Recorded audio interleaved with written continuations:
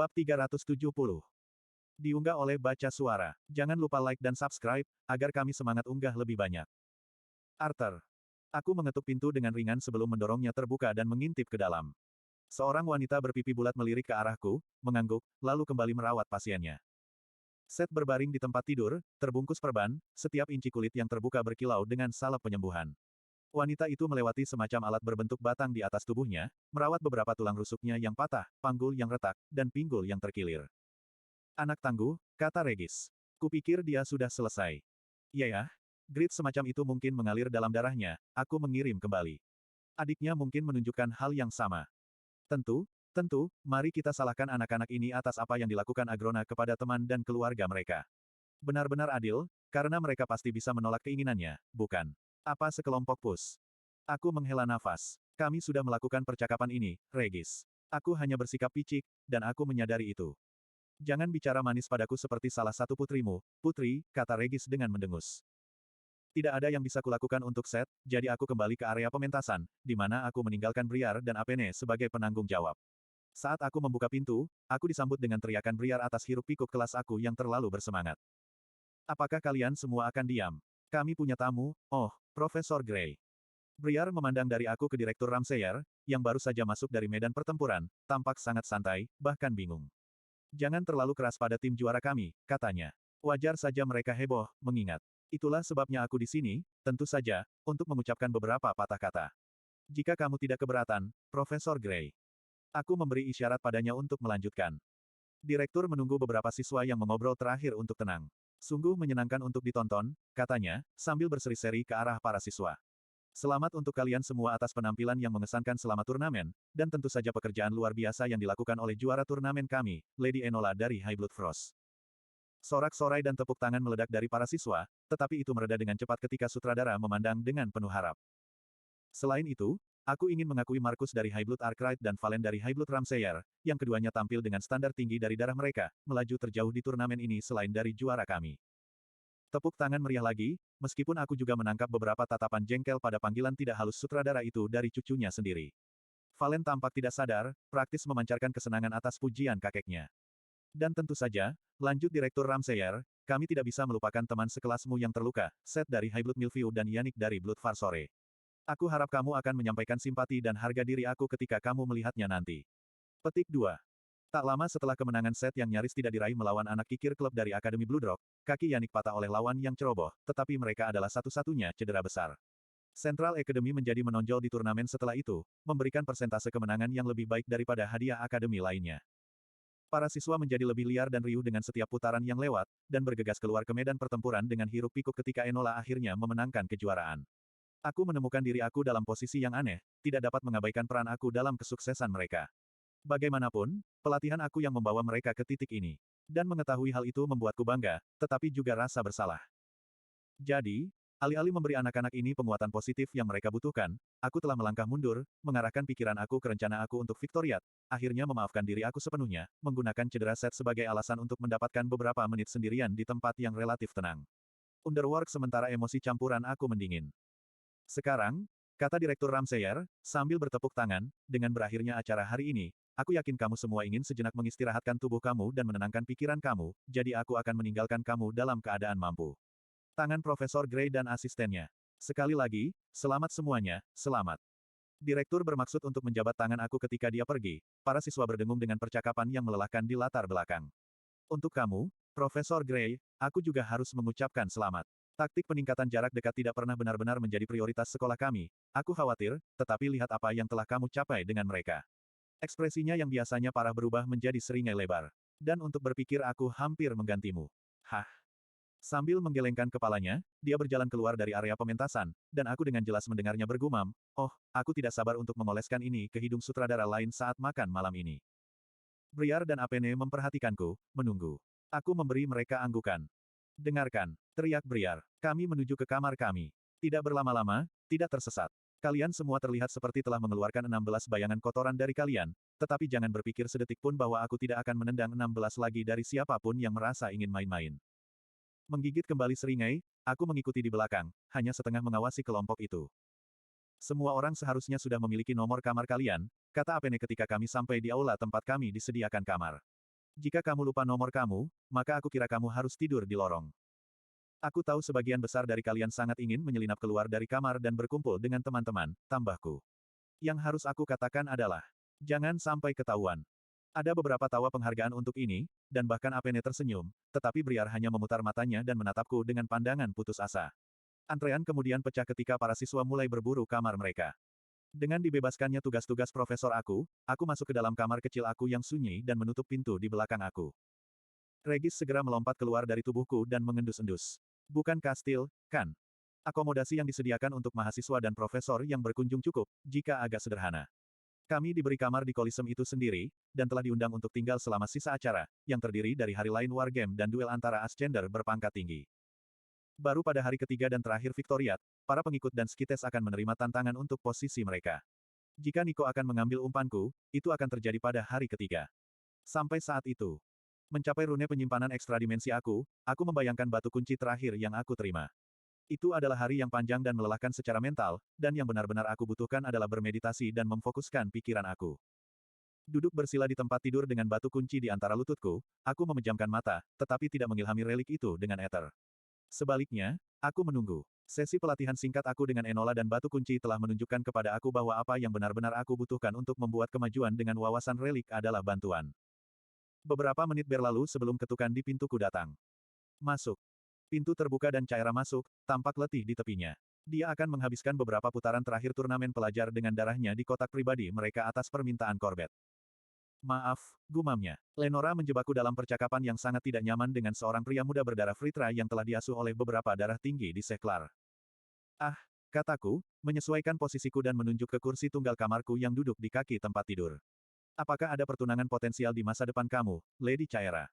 Tidak, Profesor Gray, tapi itu tidak akan menghentikan Lenora untuk mencoba. Caira jatuh ke kursi dengan gusar, lalu menatapku lebih serius. Jadi apa yang ingin kau bicarakan? Akhirnya berencana memberitahuku apa rencana misterius ini. Tidak, aku mengakui, memberinya senyum minta maaf. Sebenarnya, aku butuh bantuanmu dengan sesuatu. Dia bersandar di kursinya dan menyilangkan tangannya, menatapku dengan curiga. Ah, benarkah? Fokusnya berpindah ke batu kunci. Ada hubungannya dengan benda itu, kurasa. Aku menghabiskan beberapa menit menjelaskan apa yang aku ingin dia lakukan, setelah itu dia menyesuaikan kursinya dan menjadi sedikit lebih nyaman. Jadi hanya. Tepat, jawabku. Dia menutup matanya. Kehangatan terpancar dari tubuhnya, dan meskipun aku tidak bisa merasakan mananya, aku masih bisa merasakan efek fisik yang ditimbulkannya. Sebuah gerakan samar di udara mencabut seikat rambutnya, yang jatuh di depan wajahnya. Bibirnya menekan menjadi garis tipis saat dia fokus. Matanya melihat-lihat di bawah kelopak matanya yang tertutup, yang dicat ringan dengan warna abu-abu berasap untuk Victoriat. Slot iklan. Kamu bisa pasang iklanmu di sini. Terima kasih, Caira, kataku, menutup mataku sendiri dan mendorong ether ke batu kunci, membiarkan kesadaranku mengikuti. Seperti sebelumnya, di balik dinding energi ungu, aku hanya menemukan ketiadaan hitam kosong dari alam batu kunci. Kegelapan itu hidup di hadapan mana Caira, bergeser dan bergerak. Melayang dalam kegelapan, aku melihat tarian berirama yang terjadi di dalam kegelapan pekat dengan hati-hati, memperhatikan setiap aspek yang dapat aku pikirkan. Untuk beberapa waktu, 15 menit, dengan asumsi Caira mengikuti instruksiku, tetapi waktu tampaknya berlangsung lebih lama di dalam relik, gerakan itu mengambil garis-garis vertikal yang melompat dan menggeliat seperti api pada batang kayu. Kemudian gerakan-gerakan itu bergeser, menjadi bergerigi, tajam, gerakannya tidak menentu dan sulit diukur, seperti banyak bentuk yang berbeda, masing-masing masih merupakan bagian dari keseluruhan, melakukan perang yang tiba-tiba dan penuh kekerasan satu sama lain. Ini tidak berlangsung lama sebelum bentuk gerakan berubah lagi, sekarang aliran halus, mengalir dan memancar keluar, seperti sungai lava dan panas yang hebat yang dikeluarkannya. Pada setiap langkah, aku berlatih membentuk ether dalam berbagai cara, mencoba menimbulkan semacam reaksi dalam gerakan tak berwarna dari alam batu kunci. Memukul cambuk, memotong busur, semburan berbentuk, dan bahkan bentuk eterik kasar berbentuk sekop yang aku seret melalui kegelapan, tetapi tidak ada yang mempengaruhi lingkungan aku. Tidak ada yang berhasil. Apapun teka-teki ini, aku kekurangan sesuatu yang esensial, apakah pemahaman atau kemampuan, untuk menavigasinya. Keringat dingin membasahi dahiku dengan kesadaran yang tiba-tiba dan dingin, dan aku mundur dari batu kunci itu, mataku terbuka. Caira sedang duduk di kursi, saat ini menyalurkan mana ke seluruh tubuhnya untuk meningkatkan kemampuan fisiknya. Matanya terbuka, dan dia menatapku. Dia melompat sedikit dan memotong penyaluran mana. Aku tidak mengharapkan. Ini, kataku, menyerahkan batu kunci itu. Dia ragu-ragu, memandangnya seolah-olah itu akan meledak. Aku membuka lipatannya dari posisi dudukku dan pindah ke ujung tempat tidur. Mengambil tangannya di tanganku sendiri, aku meletakkan batu kunci di telapak tangannya, lalu melingkarkan kedua tanganku di tangannya, menangkupkan batu kunci di tengah. Aku akan menyalurkan ether ke batu kunci, jelasku. Aku ingin kamu memberitahu aku apa yang kamu lihat. Dengan asumsi ini berhasil. Oke, apakah kamu, kata-katanya terpotong karena terkejut saat aku memulai. Mata Caira terpejam dan tubuhnya menegang. Aku melihat, sebuah tembok besar yang halus, seperti aku mendekati ujung dunia. Bermanuver dengan latihan dan insting, aku membimbing kesadarannya lebih dalam ke alam batu kunci. Aku bergerak, semuanya ungu, 100 warna berbeda, dan hangat. Rasanya seperti, dia terengah-engah lagi, kali ini lebih keras. Panduan cahayaku, itu mana? Aku dapat melihatnya. Semua warna, seluruh dunia di sini terdiri dari mana, dibentuk olehnya. Apa ini, Grey? Apa yang aku lihat? Aku melompat dari tempat tidur, dengan cepat mondar-mandir di dekat dinding dan punggung, perutku terasa tidak nyaman. Batu kunci itu ada hubungannya dengan mana, kami sudah belajar banyak.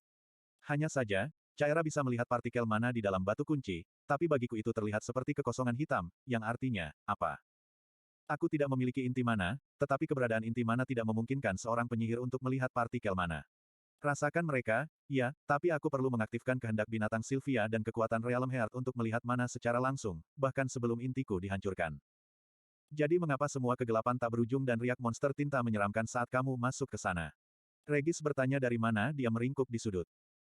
Kurangnya inti mana aku harus mencegah aku dari merasakan dengan benar apapun yang batu kunci coba tunjukkan kepada aku, jawab aku, melihat ke bawah pada peninggalan berbentuk kubus yang ada di tangan Caira, masih menggambar di ether aku untuk membuatnya tetap terbuka dan pikirannya. Terendam di dalam, riak-riak dalam kegelapan, jelas disebabkan oleh mana yang bergerak, tapi itu tidak masuk akal, kecuali jika itu adalah manifestasi dari efek mana, seperti panas yang keluar dari tubuh Caira saat dia menyalurkan mana api. Mungkin itu seperti ketika kamu melihat kabut panas naik dari batu yang terbakar matahari. Mana bergerak, menyebabkan perubahan di lingkungan, dan, kau tahu, mengganggu informasi sensorik yang kau terima. Regis berguling, membenamkan wajahnya di bantal dari tempat tidurku, yang pasti dia curi saat aku tidak melihat. Tapi fakta bahwa kamu bisa merasakan sesuatu di sana, apa saja, adalah pertanda baik, kan? Aku bersandar ke dinding saat aku mempertimbangkan ini, bertanya-tanya mekanisme apa dari batu kunci dan wawasan apapun yang dikandungnya memungkinkanku untuk merasakan pergerakan mana, bahkan jika aku tidak melihatnya. Alam di dalam relik itu bersifat eterik, dan tidak ada cahaya alami, jadi perbandingan Regis dengan batu panas tidak cukup sesuai dengan gambaran yang ada di kepalaku. Itu lebih seperti pantulan air yang terlihat dari luar kaca. Pikiranku jauh ke masa sebelum perang, ketika Lady Mir pertama kali menjelaskan Aether kepadaku. Aether membentuk blok pembangun dunia, sedangkan mana mengisinya dengan kehidupan dan rezeki. Dia membandingkan Aether dengan cangkir, dan mana dengan air yang mengisinya. Tetapi jika air berubah bentuk, itu tidak mengubah cangkir dengan cara apapun. Atau, benarkah? Oke, kamu kehilangan aku. Bukankah naga sedikit ketinggalan zaman dalam hal seni lainnya? Serigala itu tertawa terbahak-bahak. Aether, seni, hal. Haha, mengerti. Alam Keystone itu sendiri bersifat eterik, hanya menampung mana di dalamnya. Aku tidak bisa melihat mana, tapi entah bagaimana hubunganku dengan Aether membuatku merasakan pergerakannya. Setidaknya ketika bereaksi terhadap stimulus luar, yang harus menyebabkan fluktuasi yang lebih kuat. Abu-abu. Suara Caira adalah bisikan yang tenang dan gugup, membuatku sadar bahwa aku telah diam selama beberapa waktu. Maaf, kataku segera, aku hanya berpikir. Apakah kamu keberatan tinggal di sana sebentar? Ada beberapa hal lagi yang ingin aku coba. Apakah kamu bercanda? Caira tersenyum. Ini luar biasa. Cantiknya. Bayangkan melihat dunia seperti ini sepanjang waktu. Aku tersenyum sedih, tapi menyingkirkan pikiran tentang Realm Heart dan keinginan binatang buas Sylvia. Ada pekerjaan yang harus dilakukan. TESSIAERALITH. Angin dingin membelai pipiku dan menyapu helaian rambut abu-abu gunmetalku ke belakang telinga. Itu menari-nari di sekitarku, membawa sedikit salju yang berputar keluar dengan setiap putaran dan kemiringan untuk melayang ke bawah menuju benteng Taegrin Caelum di bawah. Lemah. Aku menggosok keras pada titik di dadaku di mana pedang Grey telah menusukku, dalam kehidupan yang berbeda, tubuh yang berbeda, namun sekarang setelah aku mengingatnya, rasanya seperti aku bisa merasakan bekas luka lama. Aku mengharapkan lebih darimu. Angin berputar ke dalam, menarik-narik blusku seperti ingin aku menari juga. Begitu tinggi di atas benteng Agrona, udaranya dingin dan jernih, dan ingin sekali merasakan sentuhan mana. Pegunungan membentang sejauh yang aku bisa melihat ke segala arah. Awan berkumpul di cakrawala, abu-abu halus dan penuh salju, tetapi sebaliknya, langit besar berwarna biru kristal. Dingin tapi mengundang. Aku penantang yang lebih baik. Aku memejamkan mata, mencoba untuk menyingkirkan saat-saat terakhir dalam hidupku, yang sekarang telah berulang kali diputar ulang dalam pikiranku selama berhari-hari. Berminggu-minggu, waktu bergerak dengan aneh di Taegrin Cailum, seperti perputaran dunia yang tidak berarti apa-apa bagi benteng atau penguasanya. Jika aku harus meninggalkan kamu dan Nico untuk mencapai tujuan aku akan melakukannya. Itu adalah kata-kata terakhirnya yang nyata bagiku, orang yang seharusnya menjadi temanku ini. Sebelum dia menusukkan pedangnya ke dadaku. Dan Nico telah menyaksikan hal itu terjadi. Itu adalah ingatan terakhirku. Memalingkan kepalaku untuk melihat Nico, dikelilingi oleh lingkaran cahaya, setengah tertutup oleh awan debu, wajahnya membeku dalam topeng tersiksa ketika dia datang terlambat untuk membantu. Aku menghela napas gemetar. Tidak heran dia seperti ini. Aku menepis pikiran itu. Itu bukan salah Nico. Yang harus kulakukan hanyalah mati dan bangun, tapi Nico, jalannya jauh lebih lama, jauh lebih menyakitkan. Dipaksa untuk mengingat kematian aku sendiri telah membuat aku bingung selama berhari-hari, dan bahkan setelah itu butuh berhari-hari lagi untuk kembali ke diri aku sendiri. Setelah sekian lama menyesuaikan diri dengan tubuh baruku, tubuhku, terjebak di kamarku kembali terasa seperti penjara, seperti siksaan. Aku sudah menjalani satu kehidupan penjara, di mana aku tidak pernah diizinkan untuk menjadi diriku sendiri, hidup untuk diriku sendiri, membuat pilihan untuk diriku sendiri. Tapi apa bedanya melayani Agrona? Aku akan membuatnya berbeda, kataku pada angin yang menari. Aku akan mengendalikan nasibku sendiri. Aku melepaskan peganganku pada sihir yang membuatku terbang. Tubuhku berputar di udara sampai aku menatap benteng. Udara menipis di depanku sambil bertiup kencang dari belakang, membuatku meluncur dengan kecepatan sangat rendah ke bawah. Taegrin Cailum, kecil seperti mainan anak-anak hanya sesaat yang lalu, bergegas ke arahku, meluas untuk menelan visiku. Aku berbalik tiba-tiba, tubuhku sakit karena kekuatan, dan terbang melalui pintu balkonku yang terbuka dengan kecepatan yang cukup sehingga mereka terbanting menutup di belakangku. Pintu ke labirin lorong-lorong melompat terbuka tepat sebelum aku akan mendobraknya, menanggapi keinginanku, dan aku meluncur di sepanjang koridor kastil dengan kecepatan yang berbahaya. Ketika aku berhenti, semburan angin yang tiba-tiba yang aku buat mengirim binatang buas mana yang jatuh dari alas lebarnya untuk menabrak lorong. Aku mengernyit, tidak bermaksud untuk menyebabkan kerusakan apapun, tapi ada juga sebagian kecil dari diriku yang merasakan kesenangan balas dendam dalam tindakan itu. Aku mengetuk pintu Nico, tapi tidak ada jawaban. Mana bumi berlama-lama dikunci logam berat, dan itu melompat ke samping atas perintahku, memungkinkan pintu terbuka. Kakiku melayang dari lantai dan aku terbang ke dalam ruangan. Itu gelap, kosong, dan tidak ada kehangatan. Nico tidak ada di sana. Hanya ada satu orang lain di Taegrin Cailum yang bisa aku ajak bicara, sungguh, jadi aku meninggalkan kamar Nico, terbang dari balkonnya dan mengitari tepi benteng. Aku berhenti, melayang di udara saat satu set pintu balkon tinggi di dinding sayap pribadi Agrona didorong keluar seolah menyambutku. Setiap kali kami bertemu, rasanya seperti baru pertama kali melihat Agrona. Tanduknya kosong dari ornamen, pakaian bagusnya yang biasa diganti dengan celana kulit gelap dan tunik putih sederhana yang digantung dengan santai di tubuhnya yang lentur, kancing atas dilepas untuk memperlihatkan dadanya dan memungkinkan tato rahasia yang menutupinya mengintip.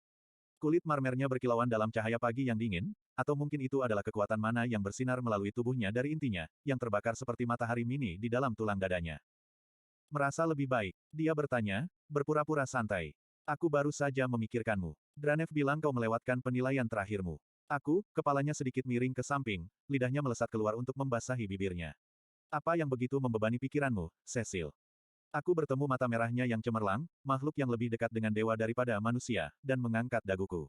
Aku punya banyak waktu untuk mempertimbangkan semua yang telah kau tunjukkan padaku, Agrona, dan aku perlu memberitahumu sesuatu. Senyumnya ramah, tetapi membawa kepercayaan diri seorang penakluk. Apapun yang harus aku katakan, aku tahu dia akan mendengarkan, tetapi dia tidak akan ditekuk atau dihancurkan olehnya. Aku tidak akan menjadi senjatamu, lanjutku, suaraku terbawa angin. Atau alatmu. Aku ingin dapat membuat pilihan aku sendiri, untuk memiliki kehidupan, bukan hanya untuk hidup. Mengangkat bahu Agrona sangat santai. Tentu saja, Cecil. Hidupmu adalah milikmu sendiri. Dia memberi aku senyum yang menawan, ramah, dan pengertian yang membuat aku sulit untuk mengingat apa yang ingin aku katakan. Aku akan meminta kamu di dalam untuk membahas ini lebih lanjut, tapi jujur aku suka drama kamu terbang ke sana, wajah seperti es yang diukir, siap untuk menuntut. Dia berbohong, tentu saja. Aku menarik napas dalam-dalam dan mana di sekitar kami membengkak keluar seolah itu adalah bagian dari diriku. Udara menghangat, uap air memadat dan mulai berjatuhan saat serpihan salju basah, bahkan batu-batu Taegrin Cailum mengerang. Katakan padaku yang sebenarnya. Agrona melangkah lebih jauh ke balkon. Matanya terpejam dan dia mengendus angin, mengisi paru-parunya dengan angin. Kekuatan, katanya, suaranya bisikan yang menggelegar. Mentah dan tidak mungkin. Membuka matanya, dia mengulurkan tangan untuk menangkap beberapa kepingan salju. Apakah aku akan mengulangi kesalahan orang-orang bodoh yang mengurung kamu di kehidupan terakhir kamu? Menekan potensi kamu dengan membatasi kamu, mencoba mengendalikan kamu. Aku harap aku tidak menganggap kamu bodoh. Petik 2.